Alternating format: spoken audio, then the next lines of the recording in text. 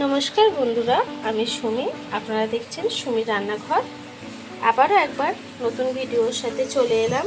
খুব কম উপকরণে কিভাবে এই চাউমিনটা বানিয়ে নেওয়া যায়, হেলদি, বাচ্চাদের জন্যও কিন্তু খুবই হেলদি। খুব সহজভাবেই কিভাবে চাউমিন বানিয়ে নেওয়া যায় সেটাই আজকে দেখাবো।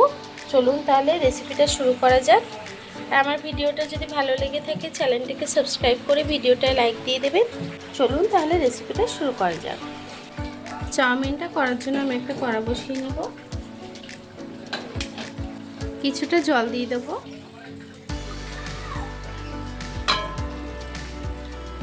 সামান্য 1 চামচ নুন দিয়ে দেবো। সামান্য একটু সাদা তেল দিয়ে দেবো। তেল দিলে কিন্তু চাউমিনটা একটু ছাড়া ছাড়া হয়। চাউমিনটাকে দিয়ে দেবো। জলটা উষ্ণ গরম হয়েছে। আমি চাউমিনটাকে কিন্তু 2 টুকরো করে নিয়েছি প্যাকেটের মধ্যে। আমি 1 প্যাকেটই চাউমিন রান্না করব।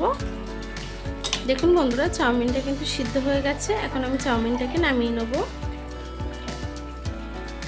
ওই কড়াটাকে আমি আবার বসিয়ে নিয়েছি। দিয়ে দেবো সামান্য একটু তেল।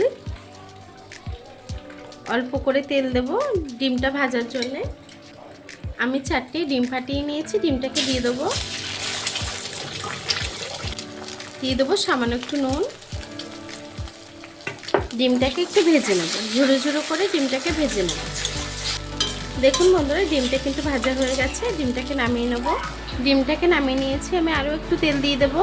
বাইরে কিন্তু প্রচণ্ড বৃষ্টি হচ্ছে, সেই বৃষ্টির মধ্যে আমি রান্না করছি।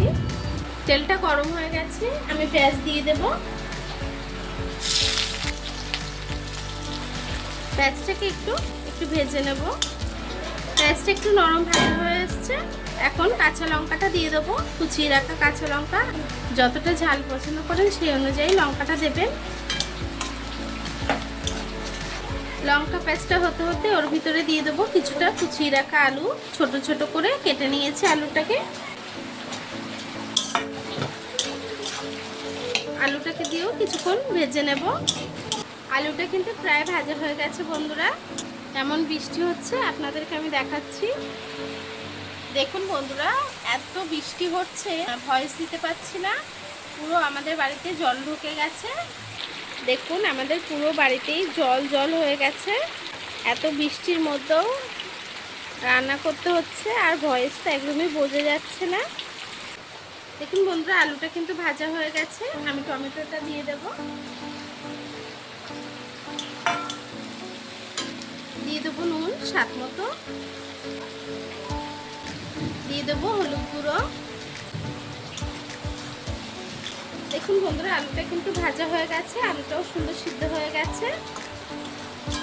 এখন চাউমিনটাকে দিয়ে দেবো। চাউমিনগুলো দিয়ে দেবো।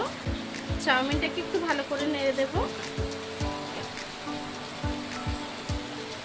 দেখুন বন্ধুরা, আমি চাউমিনে আরও সামান্য একটু নুন দিয়ে দেবো। আর যে ডিমগুলো ভেজে রেখেছিলাম ডিমটাকেও দিয়ে দেবো। চাউমিনটা কিন্তু প্রায় হয়ে এসছে। আমি আর 1-1.5 মিনিট একটু ভেজে নেব, নিয়ে নামিয়ে নেব। দেখুন বন্ধুরা, আমার চাউমিনটা কিন্তু হয়ে গেছে। এখন বন্ধ করে দেবো গ্যাসটাকে। চাউমিনটা বেশি ভাজলে কিন্তু খেতে ভালো লাগে না। চাউমিনটাকে এখন নামিয়ে নেব।